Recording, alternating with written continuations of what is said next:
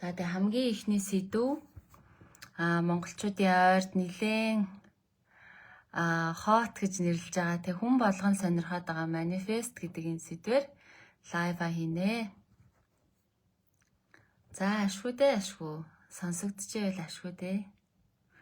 За бүгдэнд нь орой минь хүргье. Манифестийн талаар хүмүүсийн ойлголт ямар байдгийг бол доо. За яг манайх нөгөө сувдаар энцэнд орж пэйж дээр манифест гэдээ юу хийжсэн? Видео хийжсэн. За тэгээд тухайн үед бол яг тайлбарлаж исэн ч гэсэн одоо бас нэмэлтээр яриад өчмөр энэ манифестийн талаар хүмүүсийн мэдээд аваасай гэж хэлж ярмаар тийм сонирхолтой өнцгүүд байна л да. Тэгээд өнөөдрийн лайвыг хий гэж бодсон. Тэгээ хүмүүс манифест гэдгийг жоохон буруугаар ойлгоод яваад байгаа юм шиг санагдаад. Тэгээд манифест гэдэг зүйлийнхаа энэ утга учирыг нь нэлээд сайн тайлбарлаж өгье. Маш энгийн байдлаар гэхдээ нэлээд сайн ойлгомжтой тайлбарлаж өгье гэж бодоод энэ лайвыг хийж байна. За дуун болж байвал ашгүй дээ. Манифестийн талаар мэдмээр байгаа, асуумаар байгаа зүйлс байна уу? За амьдралдаа манифест хийгээд дажгүй амжилттай хийгээд ч юм уу те. Тэгээд босон хүмүүс бас та дунд маань байгаа байх. Гэхдээ л манифест амжилттай хийсэн ч гэсэн дахиад энийг яадаг юм бол тэрийг яадаг юм бол гэдэг асуулт байна уу?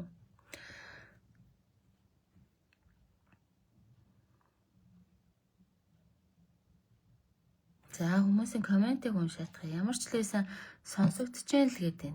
Солонгоо өгч маань. Солонгоо өгч сайн уу? Ойрт харагдаагүй юм байна. За. Ерөнхийдөө бол яриад эхэлчихье. 8 цагаас эхэлнэ гэсэн одоо ч бараг 8:30 болоод байна. За манифестийн талаар хамгийн түрүүнд энэ ойлголттойгоо бид нэр танилцаж авах хэрэгтэй те. Манифест гэж яг юу гэсэн үг юм? За тэгэхээр өнөөдрийн энэ лайвн дээр манифестийн талаар ярих гэж байгаа энэ агуулга бол Deepak Chopra гэдэг энтхий гаралтай тарих судлаач эрдэмтэн байдаг.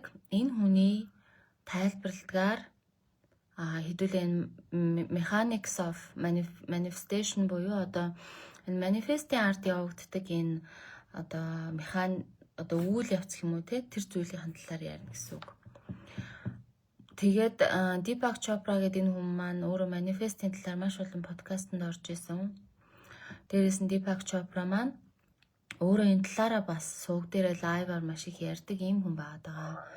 Тэгээд манифестыг бол яг ухамсартайгаар ямар нэгэн туршлагыг бий болгох гэж тайлбарлаад байгаа Deepak Chopra. Тэгээд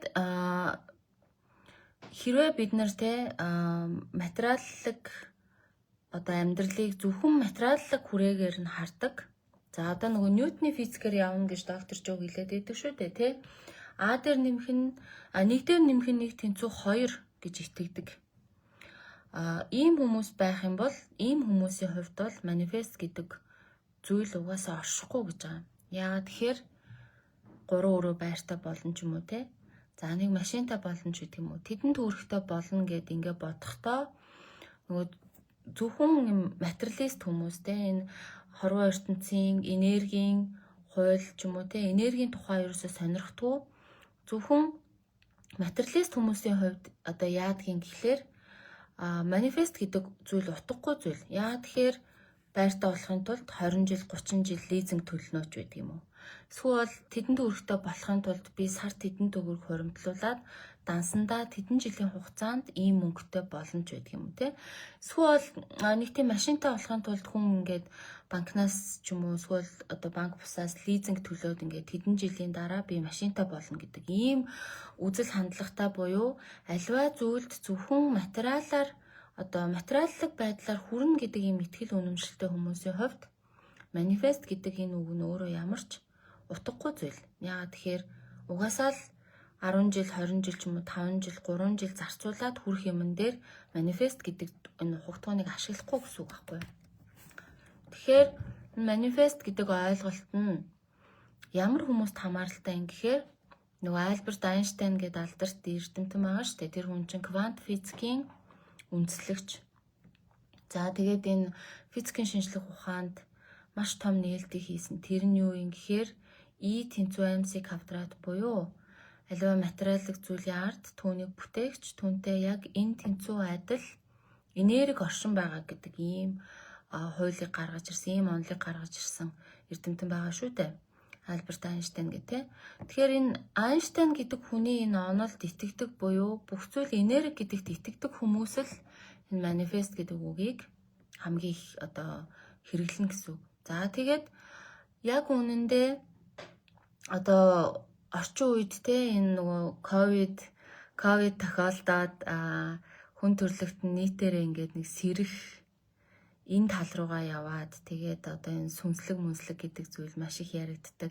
Квант физикийн шинжлэх ухаан ч гэсэн эрчимтэй хөгжиж байгаа. Тарих судлал гээл ингээд сонирхолтой судалгаа хийдэг хүмүүс манай доктор Joe Dispenza багш гэдэг юм те. Ийм хүмүүс нэмэгдэж энэ энерги гэдэг зүйл оршин байдаг гэдгийг баталж нотолж энергийг шинжлэх ухаан хүлээн зөвшөөрөх тусмаа хүмүүс энэ манифест гэдэг имийг тэр хэмжээгээр сонирхдог болсон гэсэн үг. Тэгэхээр манифест гэдэг бол хамгийн түрүүнд нөгөө энерги оршин байдаг бүх зүйл энерги гэж итгэдэг хүмүүс л манифест гэдэг зүйлийг ярих байхгүй. Тэгэхгүй бол энерги гэж итгэхгүй угаасаа л лизинг төлнө, угаасаа л шаргуу хөдөлмөрлөнтэй угаасаа л ингэж хурааж хуримтлуулна, хуруу юмсаа хойхлно гэж итгэдэг хүмүүс бол энэ манифестийн талаар ярихгүй гэсэн. За энэ ч утгаараа саяхны хүртэлдээ дэлхийн нийтээр энерги гэдэг зүйлийг сонирхож судалж эхлэх хүртэл ер нь манифест гэдэг үгийг хүмүүс ерөөсөө нэг хэрэглэдэггүй байсан гэсэн. Тэгэхээр энэ бол нөгөө орчин цагаа дагсан шинжлэх ухааны нээлт судалгаагаа дагаж гарч ирсэн үг байхгүй юу? За тэгээд энэ ч яах вэ? Бид нэр манифестыг ер нь амьдралдаа юу гэж хэрэглэдэг гэхээр ямар нэгэн туршлагыг, ямар нэгэн сайн зүйлийг ч юм уу, ямар нэгэн зүйлийг ер нь амьдралдаа бүтээх гэдэг утгаар нь ашигладаг те. Deepak Chopra гэдэг энэ эрдэмтэн маань бас өөрөө яг тэгж байгаа байхгүй. Ухамсартайгаар ямар нэгэн туршлагыг бий болгохыг, бүтээхийг манифест гэж хэлнэ гэж байгаа. Тэгэхээр чин ер нь бол бид нэр ингээд нөгөө би тийм манифест хийжлээ, ийм манифест хийжлээ гэх тэр чинь сайн дээр нь хэрэгэлдэг, муу дээр нь хэрэгэлдэг штэ. Буюу манифест гэдэг яг үнэндээ зөвхөн эерэг туршлага дээр биш те. Эерэг, сүрэг, аль туршлага дээр нь биднэрт ингээд өргөн хэрэглэгддэг ийм агуулга гэсэн үг. Тэгээд нэг зүйлийг бид нэр маш сайн тогтоож авах хэрэгтэй. Тэр нь юу юм гэхээр за эндээс манай яг лайвын хамгийн чухал агуулга эхэлж шүү дээ. Та бүхэн лайвынхаа дундуур нөгөө нэг асуулт байвал асуугаад яваад байгаараа би тэгээ шууд хариулаад явчихна гэсэн. Тэгэхээр хүн секунд хором тутам ямар нэгэн туршлагыг бүтээж байдаг. Дахиад хэлье. Хүн секунд хором тутамд ямар нэгэн туршлагыг өөрийн ухамсаргүй бүтээж байдаг. Жишээ нь те ингээд нэг зүйлийг хараад нэг хүнтэй зөрөөд өнгөрлөө гэхэд яадгийн гэхлээр энэ хүн ийм байна да гэж мэдрээл тэр хүний талаар ямар нэг юм бодоод ч юм уу те ингээд явдаг чинь өөрөө секунд хором тутам бид нэр ямар нэг юмтай харьцаж ямар нэгэн зүйлийн тухай эрх зүйлэн тунгаан бодож туршлага үүсгэж байгаа байхгүй. Энэ туршлага болгоны ард мэдрэмж, сэтгэл хөдлөл ч юм уу тийм зүйл байдаг гэсэн үг. Тэгэхээр бид ямар нэгэн зүйлийг секунд хором тутам бүтээж амьдардаг. Дээрээс нэмээд ямар нэгэн туршлагыг ингээд секунд хором тутам бүтээж амьдардаг. Дээрээс нэмээд бид нэр ирээдүйн амьдралаа секунд хором тутам яг одоо цаг дээрээ бүтээж амьдардаг гэсэн үг. За бодъё л да хүний тарих гэдэг эрхтэн өөрөө яадаг эрхтэн гэхээр тооцоолон бодох машин те. Бид нар жишээлбэл одоо ингээл сууж байхдаа гэртээ ингээл орой байж байхдаа за би чи маргааш тийм ажил хийн, тэрнтэй уулзсан, тийшээ очин, тэгн ингэн гэд ингээ бодож байгаа гэдэг чи өөрөө юу юм гэхээр бид нар энэ өөрийнхөө энергиээр маргааш хийх, ирээдүйд хийх ямар нэгэн зүйл дээр анхаарлаа хандуулж дандаа бодож идэг. За яг ингэж ирээдүйн талаар ямар нэгэн зүйл бодож төлөвлөж түүнийг тархиараа төлөвлөөгүй байсан ч гэсэн бид нэр ухамсаргүйгээр анхаарлаа өнгөрсөнд болсон үйл явдал дээр хандуулаад түүнийг мэдрээд байж байхдаа өөртөө яг түүнтэйгээ адилхан ирээдүйн үйл явдлыг манифест хийж өөртөө татаж бүтээж идэг гэсэн үг байхгүй юу? За нөгөө сая хэлсэн шүү дээ. Сүрэг болон эерэг бүх туршлагыг бид нар манифест гэж нөгөө утгаар ойлгоод байдаг гэх тээ. За бодъё л доо бид нар нэг хүнтэй муудалцсан байлаа гэж бодъё. Энд чинь бидний амьдрал тохиолдол жишээ шүү дээ, тэ. Нэг хүнтэй муудалцсан байлаа гэж бодъё. Тэнгуутаа бид нар хөө өстөр нэрээ энэ нь тэгж хэлдэг байж гээл тэ. Би тэрэн дээр яг ингэж хэлээгүй буруу юм а хэлсэн байх юм. Эсвэл яг хэлэх ёстой юм аа онч хэлээгүй байх ёстой нэрээ гэл ингээл ялагдсан мэдрэмж аваал тэ ёстой. Дараа би тэрнтэй дахиж ингэж хэлдэг юм бол би ёстой ингэж хэлнэ тэгж хэлнэ би ёстой ингэж ялна тэгж ялна гэл ингээл боддог штэ. Яг ингээ бодоод байж захтаа бид нар яадаг юм гэхээр өнгөрсөнд болсон тэр туршлагыг бодоод би ирээдүйд би энэ хүнтэй хэрэлдэхдээ би ингэж хэлнэ би ёстой нэрээ ингэж ялна гэд ингээ бодож байхдаа бид нар яг одоо тэр ирээдүйд хийх хэрүүлийнхаа мэдрэмжийг мэдэрч идэг байхгүй юу? Тэгэхээр энэ чинь юу гэсэн үг юм гэхээр бид нар ухамсартай ухамсаргүйгээр секунд хором тутам өдөр тутам ирээдүйн амьдралаа өөрөө манифест хийж бүтээж идэг гэсэн үг.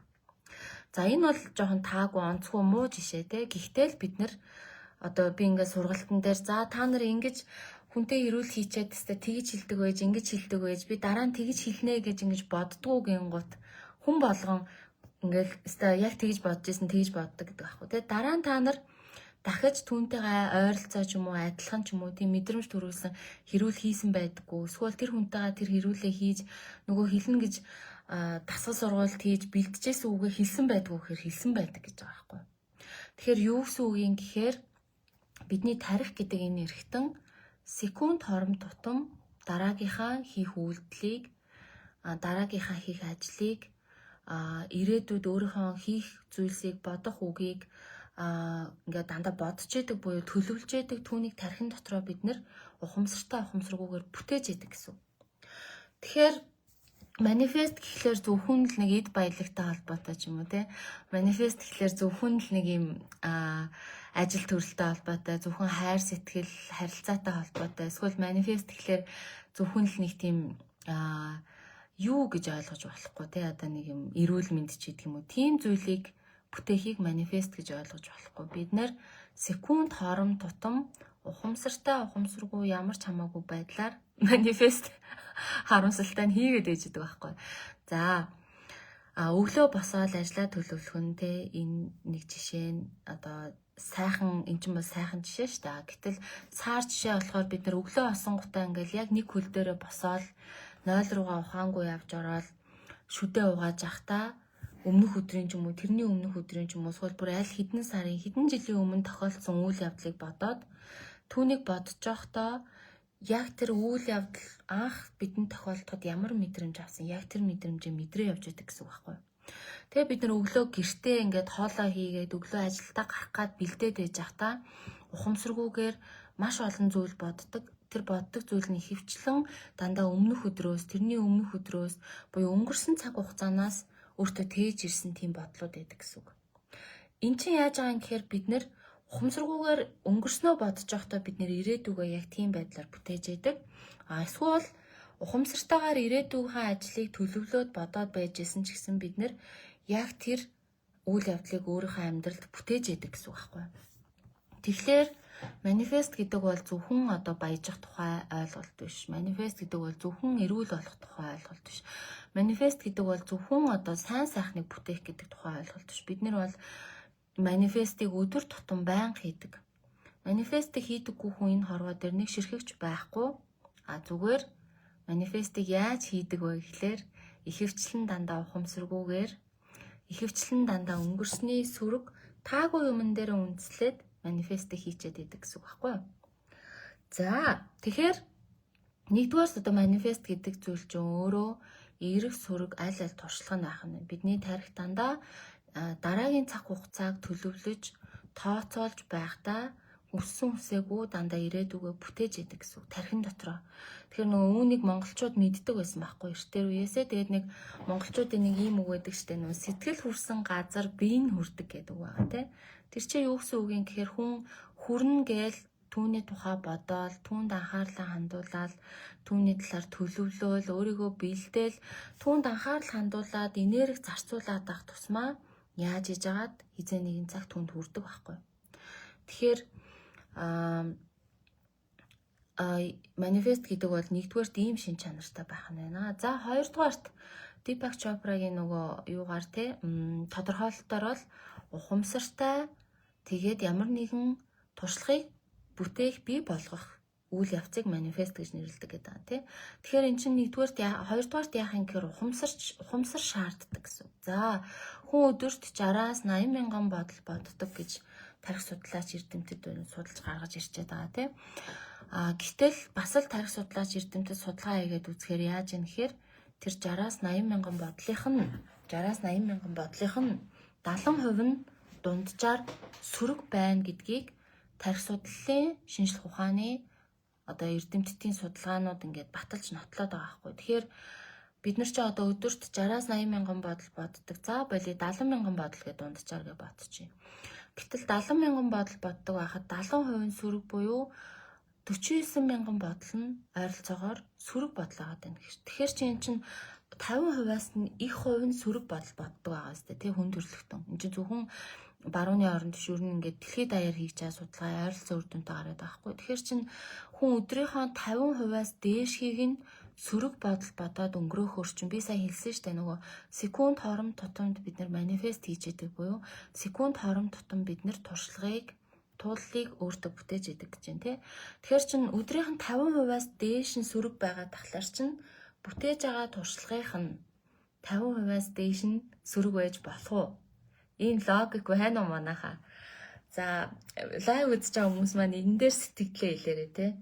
Хүмүүс яг ингэж яг нөгөө манифестыг ингэж бодож баг үзээгүй байдаг.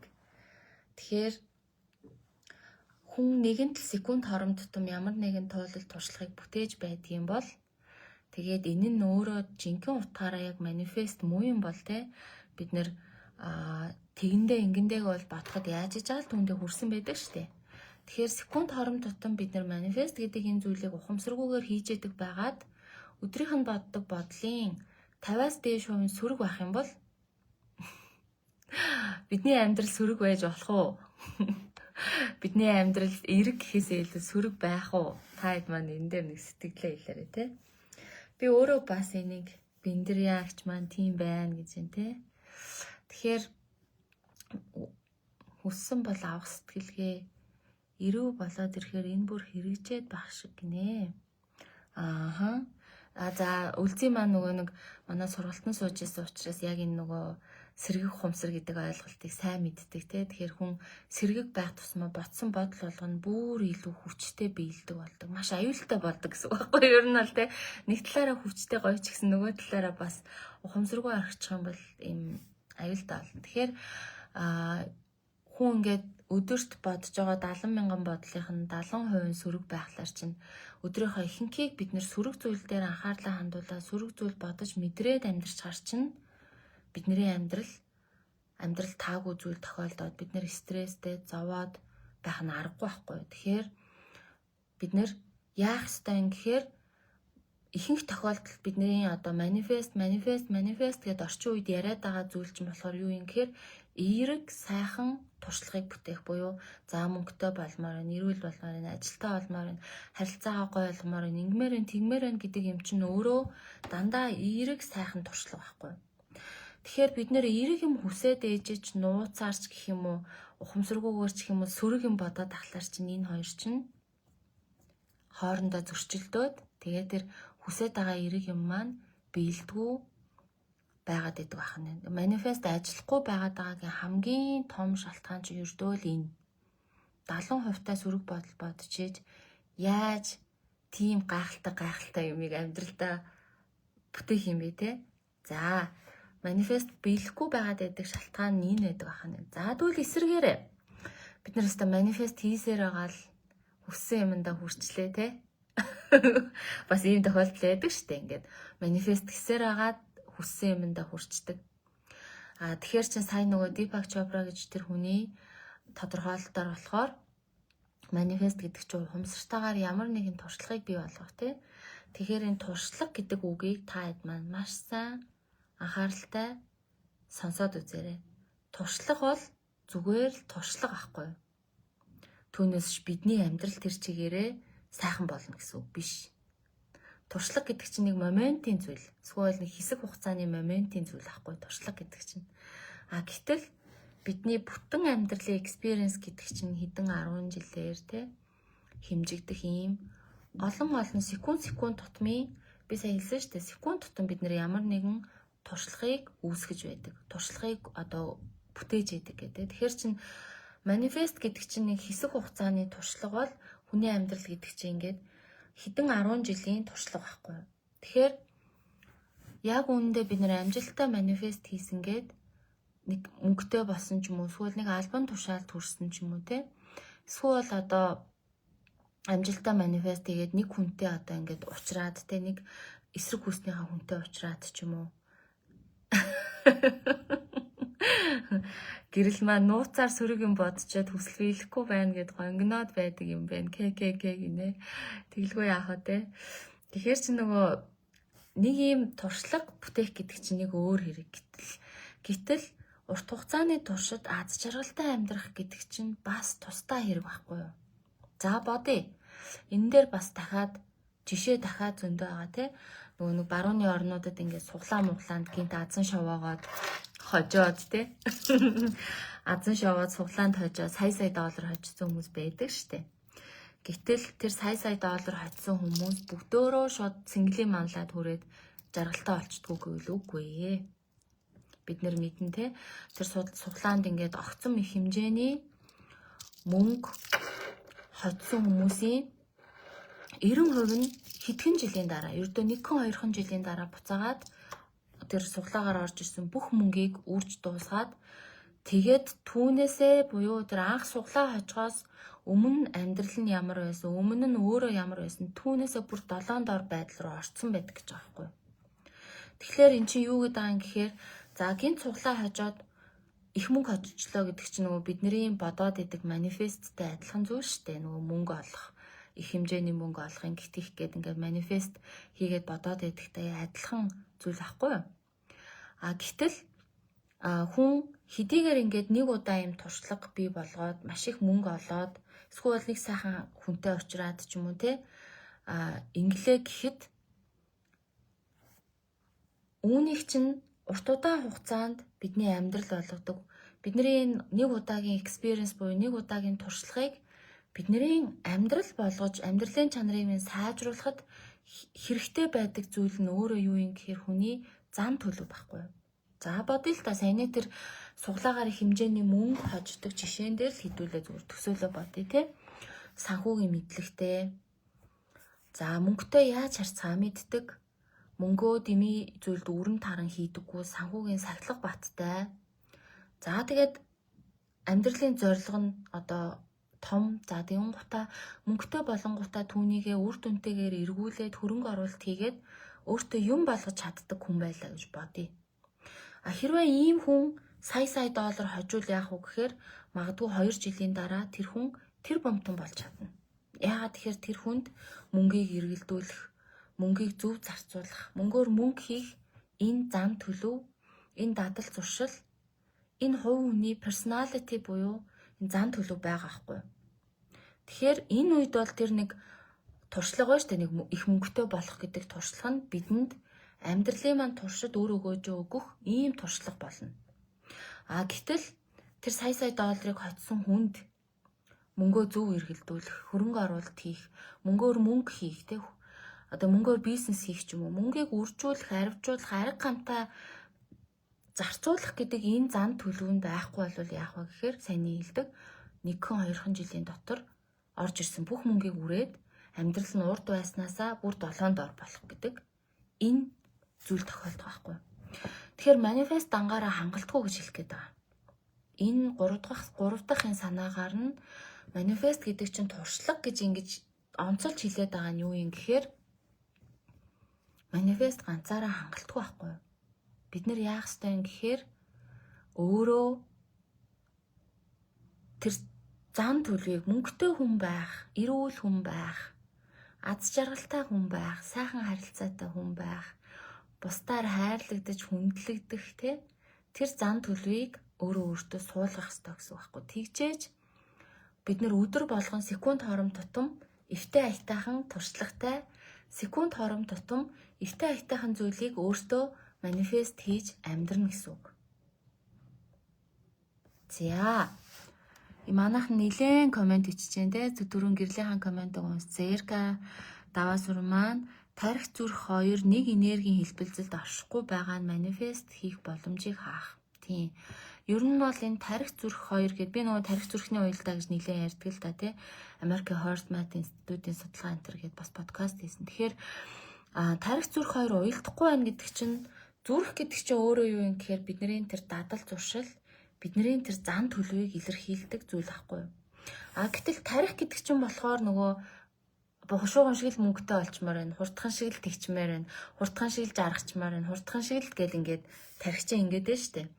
Гэтэл тарихаараа хичээж агаад нэг туршлагыг өөр дөрөө аваад ирлээ гэж бодоход тий түүнийг нь тогтоон барих зүрх сэтгэл, түүнийг нь тогтоон барих personality, түүнийг нь тогтоон барих ухамсар байхгүй бол хүн яадгийн гэхээр тэр туршлагаа удаан хугацаанд өөртөө барьж тогтоож түүнийг юм болгож чаддгүй гэсэн үг. Нэг тэгсгээл ингээл өнгөрчдөг. Тэгэд би үүнийг ч гэсэн маш олон хүмүүсээ сонсож байгаа хгүй нөгөө манифест гэд нилээ явж байгаад хүмүүс ч ирэн штэ тий. Ирээд яг би бол ингээд хүссэн юм а бүтээсэн нэг тим юмтай болсон ч юм нэг юмтай болсон. Тэгээ айгүй хурдан алдчихдаг юм байлээ. Айгүй хурдан тэр юм байхгүй болчдөг юм байлээ. Мөнгө бол жишээлбэл өрөвдөө дуусчдаг ч юм уу тий. Сайхан харилцаанд орлоо гэд ингээд манифест хийж байгаа сайхан үнэтэй уучлаа гэсэн чинь нөгөө үнэтэйгээ хил амаа ололцдгоо, ойлголцдгоо, хайрлалцж чадахгүй салцдаг ч байдаг ч юм уу тий. За эсвэл одоо эрүүл болъё гэж жагаад нэг өвчнөө идгээд гэсэн чинь нөгөө нэг эрэхт нь өвдөө явчихдаг ч юм уу. Тэгэхээр эн чинь нөгөө нэг удаан тогтдгүй юм байлаа гэдэг ч юм аахгүй. Тэгэхээр тарих зүрх 2 гэдэг чинь юу юм утгатай гэсэн үг. За үлзий мама сайхныг хүсэж байгаа ч дотор минь нэг тийм итгэлгүй бодол орж ирээд байдаг. Түүнийг хэрхэн өөрчлөх вэ? Та бодлоо хэлнэ үү гэж юм. За тэгэхээр саяны нөгөө юун дээр хэлсэн шүү дээ туршлага гэд.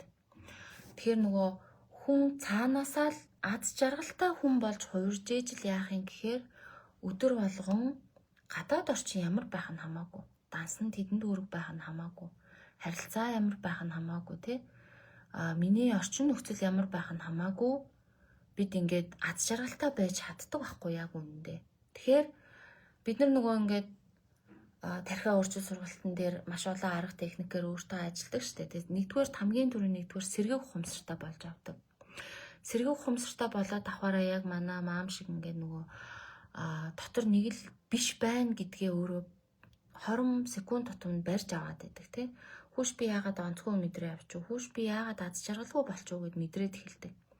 Тэнгуут ийм сэргээх ухамсартай болсон хүн нэгдүгээрт дотор байгаа тэр таагүй мэдрэмжээ засаж чадна. Яагаад тэгвэл таагүй болчлоо гэдгийг барьж авч байгаа учраас. Барьж авч чадахгүй бол тэр чи юу гэдгийг ч мэдэхгүй, таагүй байна гэдгийг ч мэдэхгүй, засах гэдгийг ч мэдэхгүй шүү дээ. Тэгэхээр нэгдүгээрт нь болохоор яах ёстой юм гэхээр сэргээх ухамсартай байх ёстой байхгүй юу? Сэргээх ухамсар. Энэ бол тийм амархан ч хүнд суудаг юм биш. Аваагаагүй сэргээх ухамсартай болж яснаа л өөртөө ажиллахгүй хайчаар буцаал бидний хэлдгээр нөө зэрлэгшчдэг те. Манай сургалтынхны ярьдаг ийм үг хэллэг байгаа. Зэрлэгшин гэж үг хэллэг байгаа. Тэгэхээр яах ёстой юм гэхээр 20 секунд тутам аз жаргалтай сайхан мэдрэмжтэй 20 секунд тутам амжилттай манифест хийж амьдрахын хамгийн чухал юм нь юу юм гэхээр зан төлөвөө өөрийгөө өөрчлөх байхгүй юу? Үнэхээр цаанаасаа байгаа нь л тийм аз жаргалтай хүн болох гэсэн үг. Тэгжээч бид нэр секунд хором тутам энэ манифест гэдэг юмыг зөв зүйтэйгээр сайн сайхнаар өөртөө хийн гэсэн үг байхгүй юу? Тэгэхээр үлзий мами минь хариулт нь болсон болов уу? Ойлгосон болов уу? Зан төлөвөө өөрчилнө. За зан төлөв гэдэг дотор нь юу арах юм те? За энэ дотор бол бидний итгэл үнэмшил орно. Бидний өдөр тутам боддог бодлууд орно. За бидний нөгөө нэг ой санамжууд. Миний амьдралд ийм тохиолдсон, тийм тохиолдсон. Би ингэж зовж амьдэрсэн ч юм уу. Би эсвэл үнэхээр азтай хүн гэдэг ч юм уу ийм янз бүрийн бидний янз бүрийн итгэл үнэмшлүүд. Одоо манайханд байдаг маш том хортой буруу итгэл үнэмшил. Жишээлбэл өөрснөө монгол хүн байж монгол хүний талаар, монгол зүйлийн талаар, монголчуудын талаар ярихдаа дандаа нөгөө юм үл тоосон ч юм уу дандаа доош нь хийсэн байдалтайгаар ярьдаг. Энэ бол маш буруу зан төлөв байхгүй. Тэгэхээр энэ мэтчилгэнгээс эхлүүлээд буруу зуруу итгэл үнэмшлээ, буруу зуруу бодлуудаа, буруу зуруу ой санамжуудаа, мэдрэмжүүдээ засах буюу эднээс бас буруу зуруу програма засах гэж нэг юм байгаа. Түрүү нөгөө хүн өдөрт 60-аас 80 мянган бодол боддог гэдэг байгаа штэ. Гэтэл хүн 35 нас хүрэхэд энэ боддог 60-аас 80 мянган бодлынх нь 95% нь өмнөх өдрийн бодсон бодол байдаг гэж байгаа байхгүй. Тэгэхээр ч одоо нэгэнт ингээд бүр 95% давтаад өдөр болгон муу юм бодоод байгаа тохиолдолд өдөр болгон ингээд 95% яг өмнөх өдрийнхөө бодсон бодол гаргасан ааш авир мэдэрсэн мэдрэмжийг давтаад байгаа тохиолдолд эн чинь өөрөө програм болчдөг. Тэгээ нэгэнт ингээд програм болцсон юм чинь засахад хүнээс юу шаарддаг вэ гэхээр маш их хэмжээний сэргэх ухамсар, маш их хэмжээний хичээл зүтгэл, биеэ ялан дийлэх, орчин нөхцөлөө ялан дийлэх гэдэг ингээд хүнээс хөдөлмөр шаарддаг байхгүй. Тэгэхээр манифест гэдэг сургалтанд суугаад ганцхан удаа нэг ингээд хүсэл ч юм уу 2 удаа 3 удаа хүсэл биелээ ч юм уу хүний амьдрал тэр чигээрээ өөрчлөгддөг. Бид нэр манифест гэдэг чинь өөрөө туршлага гэдгийг ойлгох хэрэгтэй. Тэгээд секунд хооронд тутам сайхан туршлагатай, секунд хооронд тутам сайхан зүйл хийж манифест хийж амьдрмаар байх юм бол бид нэр яах юм гэхээр саяны хэлсэн итгэл үнэмшил, айш авир, зан төлөв, програмууд гэх мэтчлийн өөрийн доторх гүн бат суугдсан байгаа ухамсаргүй үйлдэгдээд байгаа тэдгээр зүйлсүүдийг засах хэрэгтэй гэсэн үг байхгүй. Тэгжээд сая сайхан зан төлөвтэй, сайхан бодолтой, сайхан итгэл үнэмшилтэй, сайхан програмтай хүн болж ээж тийм хүн болж ээж сая секунд хооронд тутмаа сайхан манифест хийнэ гэсэн үг. За хүссэн зүйлээ өдөрт 5 удаа 10-аар гэж аам 5-ыг үрчгэн 10-аар гэж аам. Тэгээ нийт 50 удаа л юм шиг байна. Манифест хийхээр биелдэг гэдэг эхлээд овоо хийж байснаа мартчихдаг. Тэгэхээр биелэхгүй юм байна л гэд өгөөсгч юм аа. За энэ бол яг бүр манифестийн бүр юм алтан жишээ байхгүй те бүр ингээ маш их хүмүүстэй байдаг. Бараг манифест хийж үзсэн 90 хүмүүсийн 90% ч юм уу те ийм зүйл тохиолддог. Яагаад тэгэхээр нөгөө энэ чинь бидний зан төлөвт байхгүй зүйл ахгүй юу? Сайн хэлээд штэ нөгөө их хэмжээний мөнгө олоод жил 2 жилийн дотор өрн тарыг алга болчихж байгаа хүмүүс гэдэг чинь зан төлөвт нь тэр мөнгийг олох, мөнгийг үржүүлэх, мөнгийг өсгөхтэй, мөнгөтэй зөв харьцах, мөнгөө зөв зарцуулах гэдэг юм байхгүй байгаа учраас мөнгөгүй байгаад байгаа гэдэг шиг. Тэгүн гутаа нөгөө ингээд их хэмжээний мөнгө хүсээд байсан ч гэсэн олсон ч гэсэн тогтохгүй гэдэг шиг ер нь бол бид нэр өөрөө тэр манифестыг үр дүнтэй хийхин тулд бүх зүйл дээр манифестыг үр дүнтэй хийхин тулд өөрөө тийм хүн болж хувирах хэрэгтэй гэдэг ганцхан онол байгаа байхгүй. Энэ бол хиний яадаг онолын гэхээр манай доктор Joe Dispenza багшийн онол. Доктор Joe Dispenza багш юу гэж хэлдэг юм гэхээр бидний зан төлөв бидний амьдралыг бүтээнэ гэж хэлдэг. Тэгээд энэ хүний ажил бол ерөөсөө тэр чигээрээ зан төлөвийг засах гэдэг чиглэл рүү хандсан байдаг. За мам манд баярлалаа багшаа гэж юм. За баярлалаа мам. Манифестыг үгүйсгсэн бясалгалч гэсэн байдаг болохоор манифестэд эргэлзээр л байгаа. За яг уу манифест гэдэг бол энергийн хуулийн дагуу угаасаа байдаг зүйл. Гэхдээ манифестыг ганцхан зүйл рүү чиглүүлээд ганцхан мөнгө ч гэдэг юм уу, ганцхан харилцаа ч гэдэг юм уу, ганцхан эрүүл мэнд ч гэдэг юм уу, ингээд хийгээд эхлэхээрээ бурууддаг гэдгийг би энэ лайваараа та бүхэнд нөгөө ингээд үе шаттайгаар дис дараатаагаар тайлбарлаж өгөх гээд байгаа байхгүй юу? Йокона Аюна бодлоо цэгцлээд сурсны дараа болно гэж ойлгох уу? Ер нь бол тийм гэсэн үг. Гэтэл бодлоо цэгцлэх гэдэг чинь өөрөө амаргүй байгаа шүү дээ тий. Тэгэхээр үүнийг бол хүн нөгөө баггүй хүчин чармаалт гаргаж баггүй хугацаанд оролдож ноцолдчихэж сурдаг юм аа. Хийж сурдаг. Манифестыг хийж сурдаг угаасаа. Яагаад тэгэхээр бид нэр ухамсаргүйгээрээ дефолтороо явах юм бол яах юм гэхээр өдрийн 70% сөрөг зүйл боддог. Ийм онцлогтой бодгалууд байгаа хгүй хүн гэдэг чинь те. Тэгээд өдрийн талаас дээшхийн таагүй юм бодож өнгөрөөж ээж.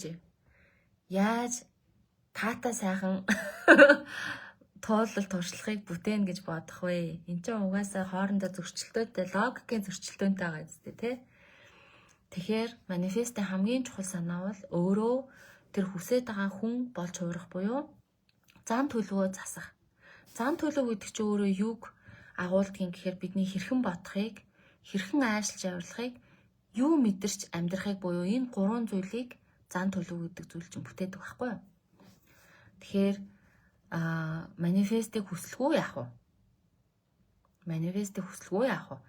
Секунд хором тутам сайхан зүйл манифест хийж, секунд хором тутам сайхан амьдралыг өөртөө бүтээж амьдрахыг хүсэлгүй яах вэ?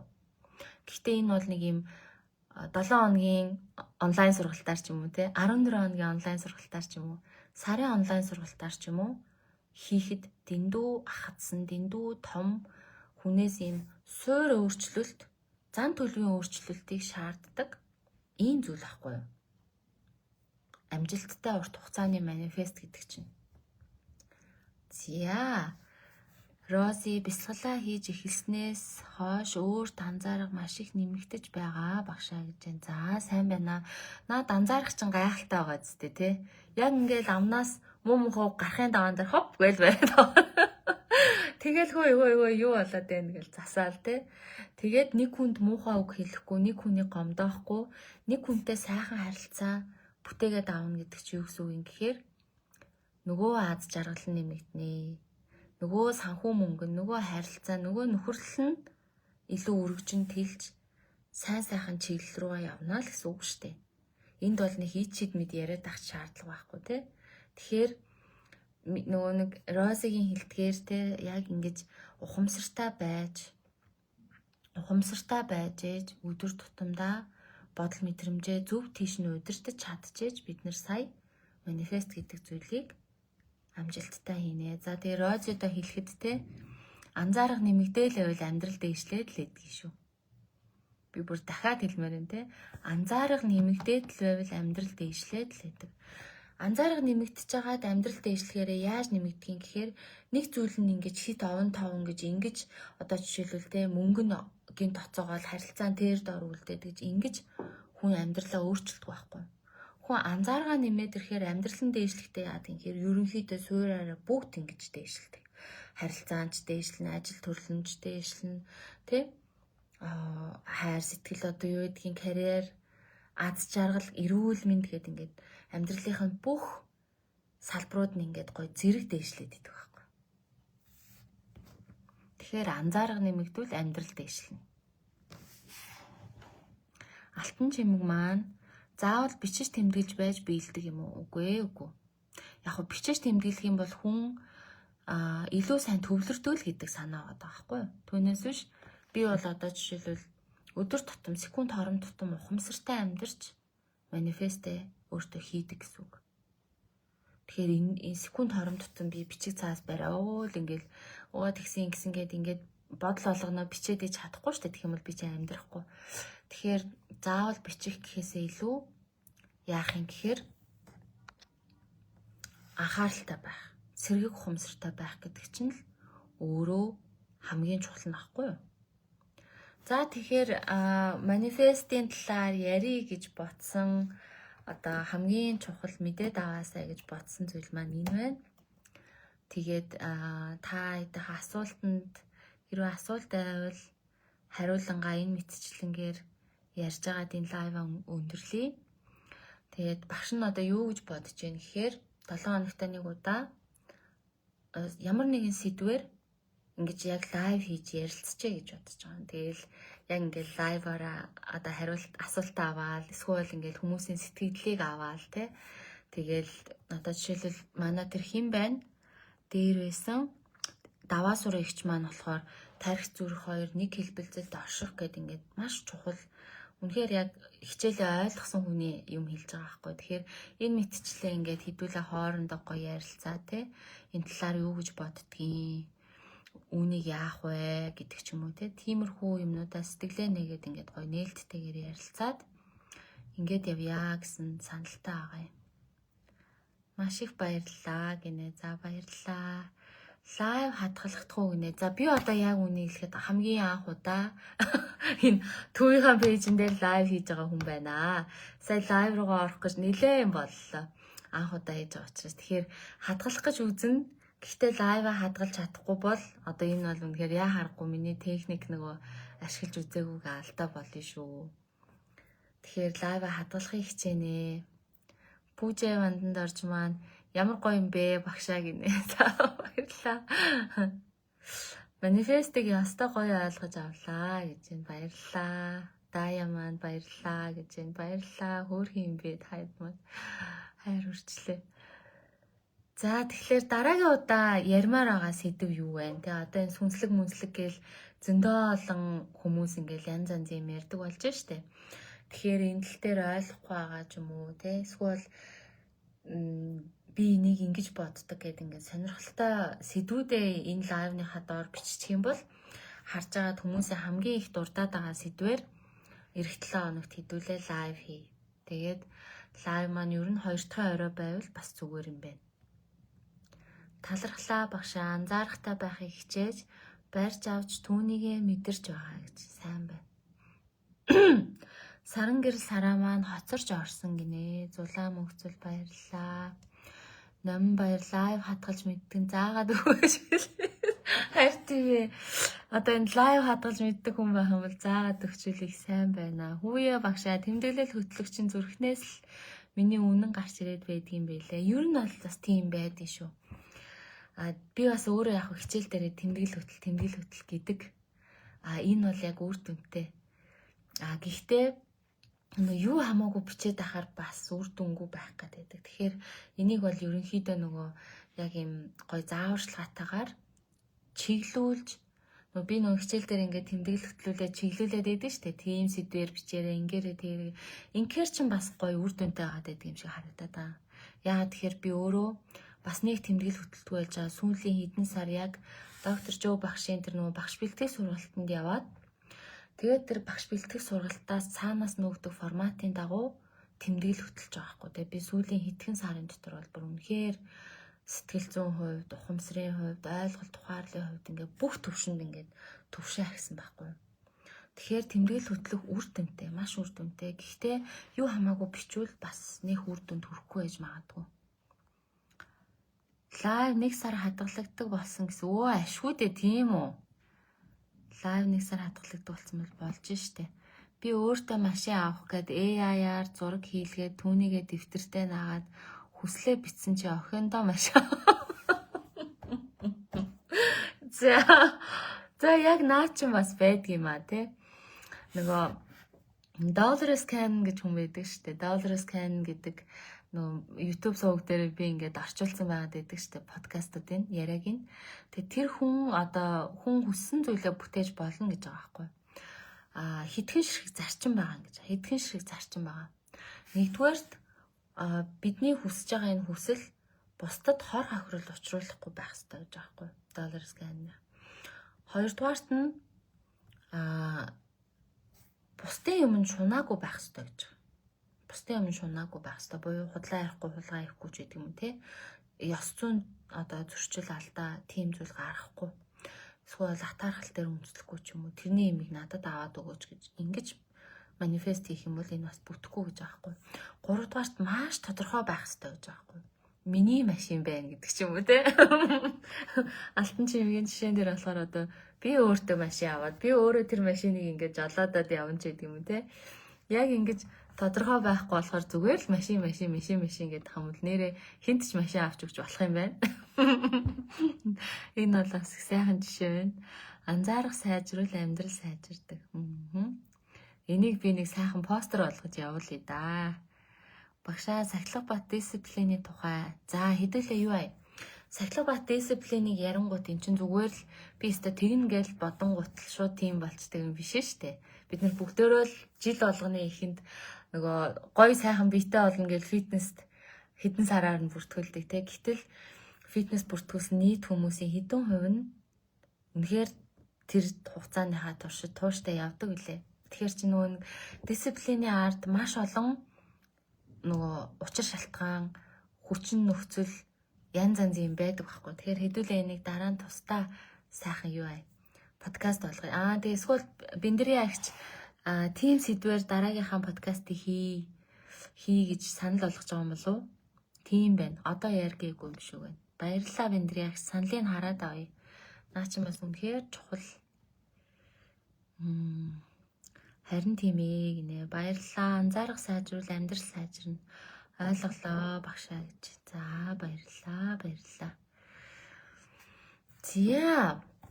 За тэгэхээр та хэд маань би энэ лайва нэрнгээсээ яаж хийж агаад болгоомжтой байж агаад хадгалахыг хичээе.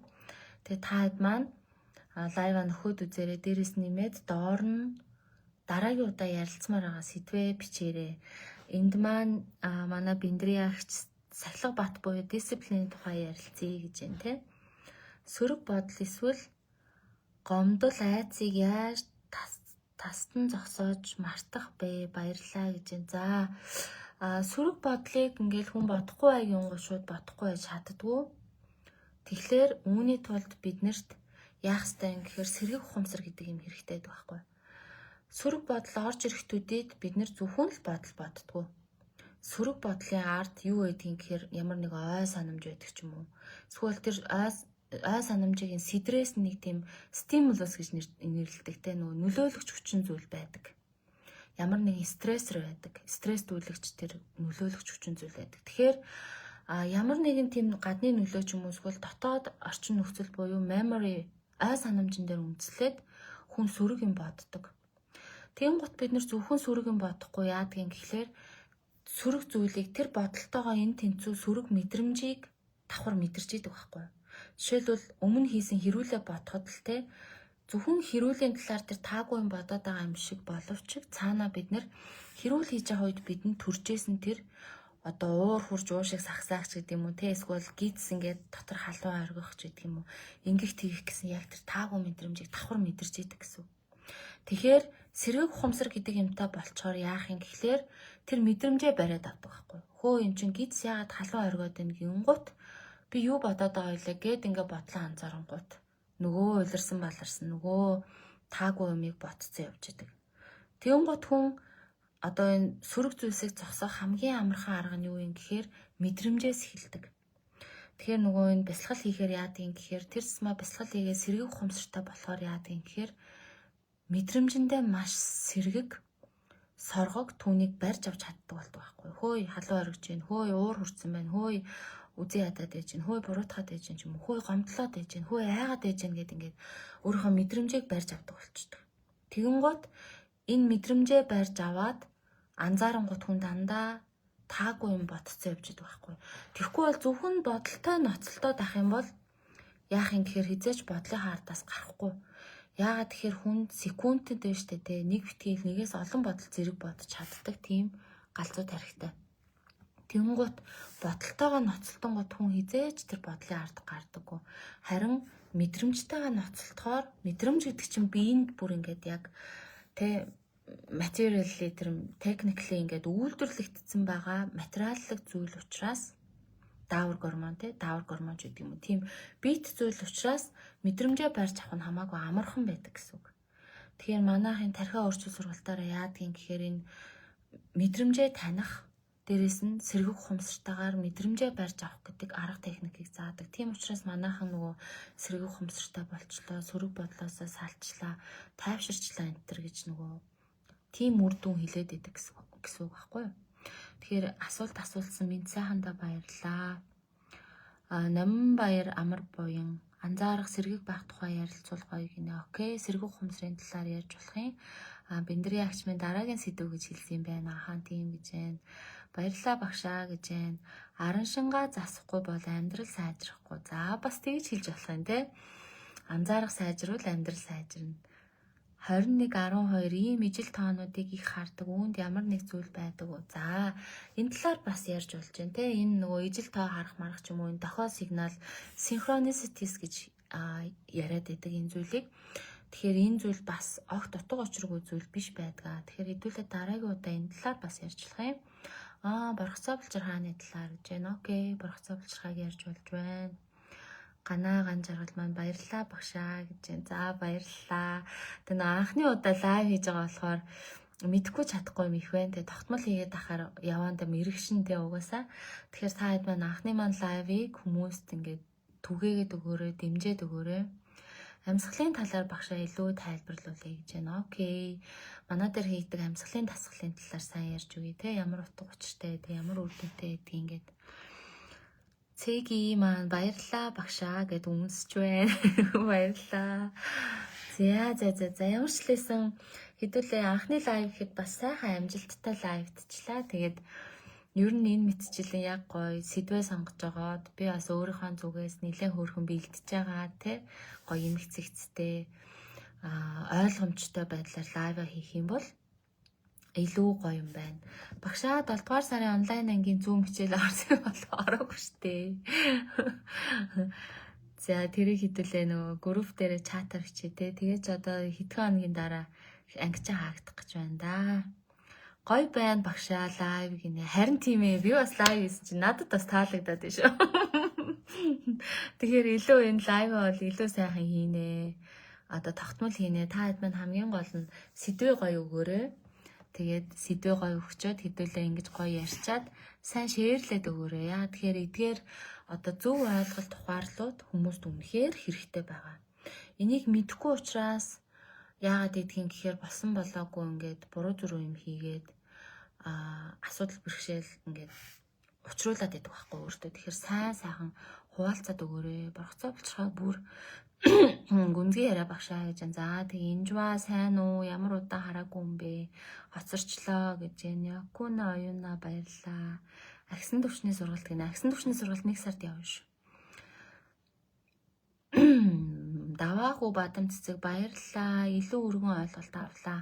Анхны лайвыг нь үзчихлээ азтай гинэ. Харин тэглээ. Инх туяа гэж маань. Инх туяа тэр биш. Бясалгалуудаа худалдаад авсан болохоор хичээлд орохоор хасаж болох уу гэж байна. Үгүй шүү дээ. Хичээлийн бясалгал чинь нөгөө ингээд яг хичээлийн чинь хугацаанд хэсгийн хугацаанд л байх байхгүй. Тэгэхээр хичээлийнхаа дараа хичээл чинь дуусахаар угаасаа ер нь манайхан бол бясалгал худалдаж авдаг. Тэгэхээр наад бясалгал чинь өөртөө чинь байжсэн зүгээр шүү. Бас хичээл хэлтлээ хийж л байгаарэ. Бодлоо анзаараад эхэлсэн чинь гэрэл маань тэгж जैन. Бодлоо анзаараад эхэлсэн чинь 3 секундэд баг кино зохиол бичээд авчихсан. Яа. Манай гэрэл юм хөнгөлтэй штэ. Нэрээ ингээ 3 секундэд ингээд кино шиг юм хийгээд баахан тэгвэл яана, ингүүл яана гэдэг ингээд. Тэгэхээр хүний энэ бодлын хурд гэдэг бол гэрлийн хурдтай ойролцоо гэдэг аа штэ тий. Бодлын хурд бол гэрлийн хурд гэдэг. Тэгэхээр ийм хурдтай бодлыг бид нар араас нь ингээд хөөгөөд бодолтойгоо ноцолтоод бодлоо зогсооно гэх юм бол хизээч түүний ард гарахгүй. Тэгэхээр гэрэл маань яг л үнэн байдлаа хэлж байна да.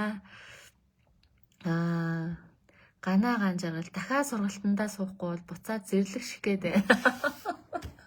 Яана. Харин тийм ээ.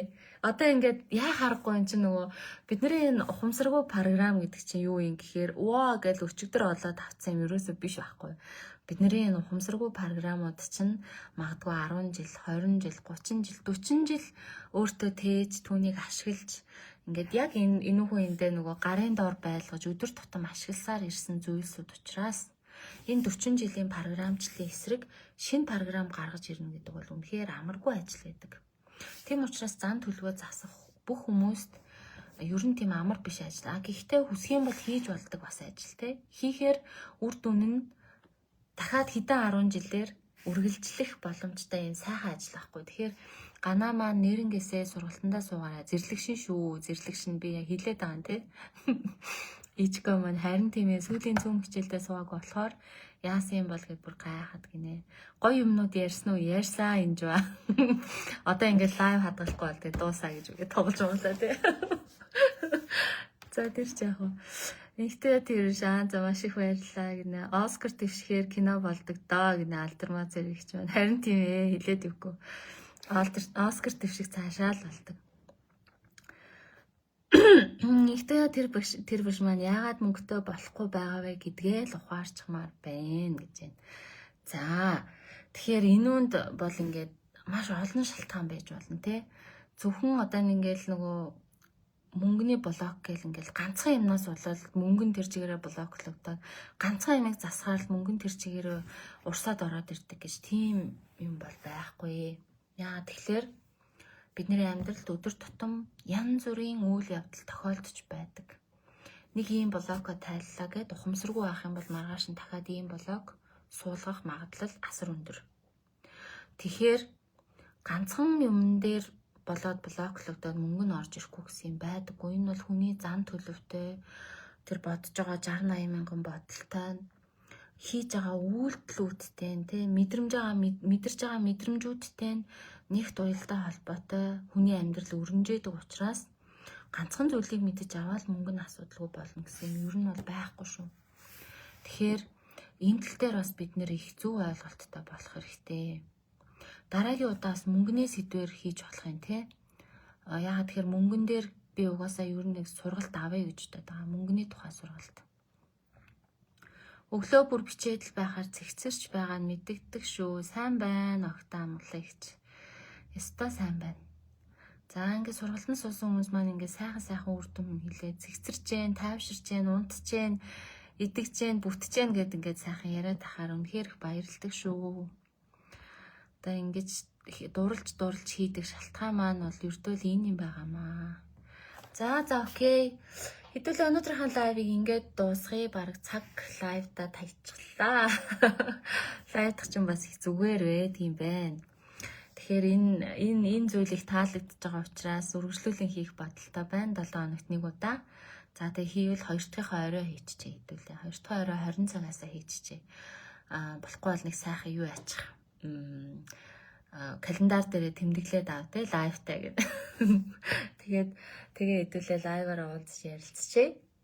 За тэгээд өнөөдрийн минь лайвд орж ирсэн, идэвхтэй бичсэн та бүхэндээ бүгдэнд нь баярлалаа. Тэгээд та хэдийнхээ энэ үр дүн сонсохоор хөөрхөн сэтгэлдлүүдийг нь уншихаар ингээд маш их хайр хүрдэг шүү. Бас их талархал төрдөг шүү. Надад итгэсээр манай суугтай ойр байсаар сургалтын минь сонгож суусаар байдагт баярлалаа. Тэгээд бүгдөө дараагийнхаа лайваар уулзъя. Энэ комментэн доороо ямар сэдвээр ярмаар байгааг бичээрэй. Тэгээд би бол ер нь ямар сэдвээр ярихад бэлэн байна. Тэгэхээр хэдүүлээ дараагийнхаа лайваар ирэх 2 дахьтаа уулзах. Баяртай. Талархлаа, гоё ярилцлага байна гинэ. За баярлалаа. Сонсонд баярлалаа. 1 жилийн дотор өөрийн ихтгэл үнэмшил хандлагад маш их өөрчлөлт орсон. Маш их баярлаж талархаж байгаа шүү багшаа гэж. За баярлалаа Инжва маань. Шүү дээ. Энэ хандлагаа өөрчлөх, ихтгэл үнэмшлээ өөрчлөх, ааш сангаа өөрчлөх гэдэг чинь л одоо миний хамгийн их одоо хүмүүст хүргэхийг хичээж байгаа зүйл шүү дээ. За тэгэхээр баярлалаа. Баяртай.